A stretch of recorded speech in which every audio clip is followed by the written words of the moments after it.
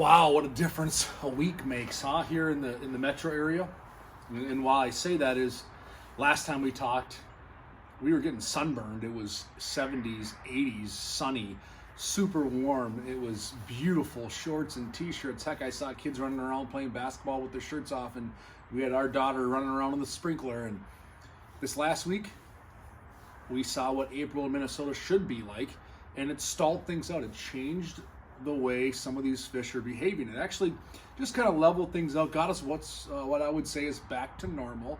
We got really spoiled there. I mean, it's pretty rare that the first week of April, first few days of April, we're seeing 70s and 80s. So the week started off great. I think Monday, if I recall, was when it hit the 80s, and it was beautiful. And those water temps, those surface temps were spiking to the mid to upper 50s. We saw such a crazy change in fish behavior and how fast these fish came to the surface and where they were located and how everything was just kind of progressing quicker than it typically should. Boom, reality hits. And this whole week we saw, like I said, what Minnesota should be like in April. Waking up in the morning to cold, misty rain, mid-30s, highs maybe touching 50, a lot of the day in the 40-degree weather. And that's how that first week or two of April should generally sit. So what did it do to the fish? How did it change things? Did the fish shut off? Those sorts of things. Well, I'm going to tell you right now, the fish didn't shut off. They're still eating. We had to adapt a little bit in how we catch our fish. I'm going to show you some unique ways we caught fish this past week and how we got some of these fish to get into the boat. You know, for starters, we saw a lot of those really aggressive shallow water fish start to just kind of slow down, revert back to chasing these ice fishing presentations we talked about. You know, I did spend more time deeper, weed lines, more edge of the basin type stuff. I think those fish that wanted to come up last week and started to come up kind of went, slid right back and kind of held there for a bit, because now we're seeing those water temps drop back into the upper 40s, maybe teetering around 50, low 50s. We're not seeing those mid to upper 50s, warmer than average water temps. We're back to where we should be. And but with that, the fish are still biting. You got to find those active fish. There's plenty of fish that still want to feed. We just changed our approach. I think you're going to get a kick out of some of the ways we caught our fish here this last week, and I think it's something you might want to entertain. It's a lot of fun. So like I said, water temps dropped back down. We hit a variety of lakes. We did tuck into some of these back channels and these back bays and find some of those things. But some things I want to touch on real quick before we get into some of the ways we caught our fish and what worked is, this time of year, you're starting to see docks get put onto the lakes. But there's a lot of lakes that do not have their docks in yet, especially at the public accesses. So one thing I'd encourage you to do is, depending on what the weather is going to do, pay attention to the lake you plan to fish. So if you're going to get a strong northwest wind, we had a lot of wind this week, a strong north or northwest wind, let's say 15, 20, 25 miles an hour, whatever, you probably don't want to launch at a south or a southeast access if it's just an expansive open body of water, because you're going to have to beat your boat, you're going to have to get creative, you're going to have to do those sorts of things, because you can't tie off to a dock. You're going to get that wind coming in, crashing in. So those are some things to keep in mind this time of year if you're not certain that the dock is in. Even if the dock is in, I don't want 25-mile-an-hour winds coming in on me when I'm tying off onto the dock. So keep that in mind as you're looking at your Navionics on your phone for a lake to fish. Smaller lakes are kicking out some fish. They've been ice out longer. Smaller lake with shallower lakes, darker water, or stickier bottom, muddier bottoms. These lakes are warming up quicker. And then you want to try to fish some of those northwest sides of the lake, which has been kind of cool recently, because that's the direction this wind's been coming. It's been coming out of the north. We've seen this cold air come blowing in.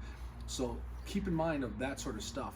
You know, oftentimes we just think about, I want to go to this lake because it's got good crappies. Well, think about the weather, think about the wind, think about the situations out there, the situation at hand. It can dictate where you fish, and you may decide to switch lakes based off of that so you get the best experience. It's cold out there, that water's cold, the wind comes off that water, it hits you. So you want to be comfortable out there, especially if you're just kind of dialing in your boat. A lot of anglers right now are dialing in their boat, making sure electronics work, trolling motor, this or that. You're getting out there the first couple times of the season, and maybe it's your maiden voyage. So keep those things in mind. I'm bundled up. I'm wearing Blackfish soft shell pretty much religiously right now. I'm wearing in the boat to keep me warm and comfortable. You know, so keep in mind those sorts of things. So do a little bit of homework ahead of time before you hit the water this time of year, and then focus on temperature. A lot of things temperature driven, but what we've seen recently, is back off some of these really shallow nooks and crannies, get out towards main lake. It's not as comfortable, I get it, but that seems to be where the schooling fish are and the better size fish. They have not quite fully moved in yet because we got these colder temperatures, rain. Some lakes went up several inches in water level this last week. So here's how we're catching them. So last week we hit you hard with a bunch of different ways. There's going to be some similarities, some of the ice fishing jigs, smaller offerings, things like that, float fishing. So we are fishing in some regards in a similar fashion, but we are maybe changing things up a bit to get some of these fish to go. We have implemented a slip float system to get some of these fish because I want to fish down, 6 to 8 feet now versus 3 to 4 feet down. In a fixed float, 6 feet down, that's a nightmare waiting to happen. So I'm using, this slider float, this Phil slider. And I've been showing you a bobber by Phil recently, that Phil Mini Stealth, and they're really hard to find right now, and there's rumors that they may have been discontinued, which I sure hope not. I love that bobber. It's been my favorite for 20 years. So we're just using this Phil Mini Stealth, this slider, and I actually swung into Thorne Brothers this weekend. There's spring sales going on as we speak. So I swung into Thorne, and they have them.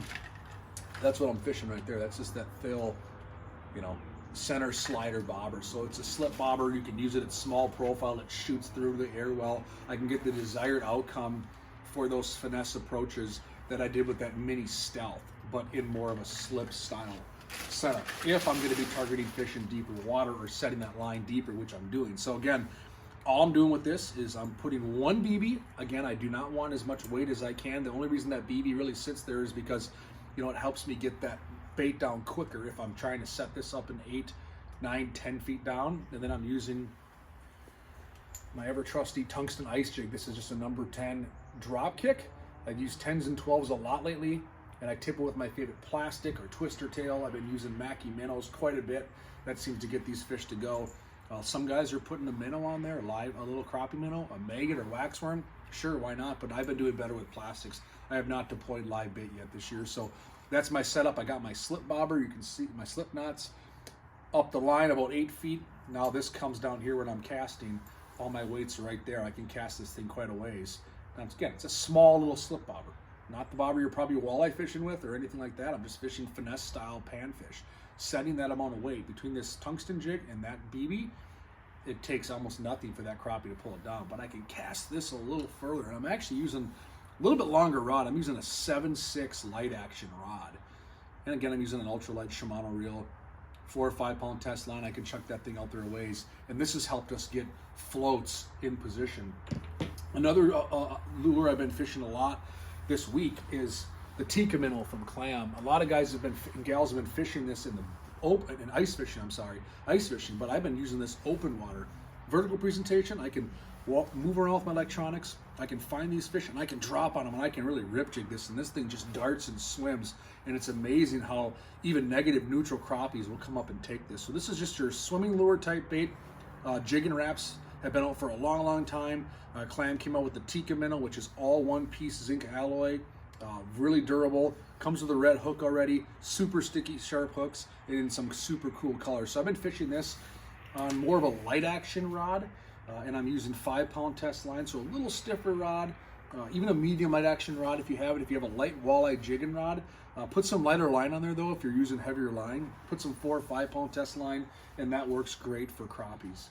Now, one presentation I want to show you that I think is pretty cool that you should consider is, we talked about using your ice fishing rods over the side of the boat. This time of year it can be great because you're targeting fish on deep weed lines, deep basins.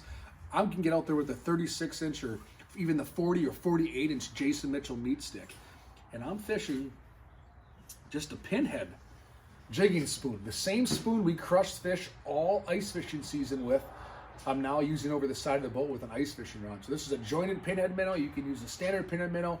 And if you think this doesn't catch fish over the boat, side of the boat, just like it did ice fishing, you're totally wrong. So I'm using 4 pound test line, Jason Mitchell meat stick, same ice fishing rod I was perch fishing with all season.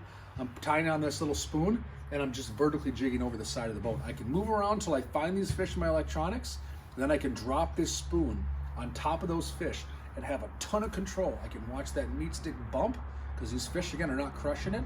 And you can fish it with the same mentality you did ice fishing. Broke the bait, you saw how we fish this ice fishing, you fish it the same way open water fishing, and it's amazing how many fish will take that tiny little 16th ounce pinhead or jointed pinhead over the side of the boat as well. So fun way to fish. And if it's chilly out and cold out, guess what? We're ice fishing. You can put the gloves on at this point. So you can have the gloves on, you can be comfortable just like you would on the ice and chase them with this ice fishing setup. So those are just some different ways we're targeting these crappies right now out on the boat.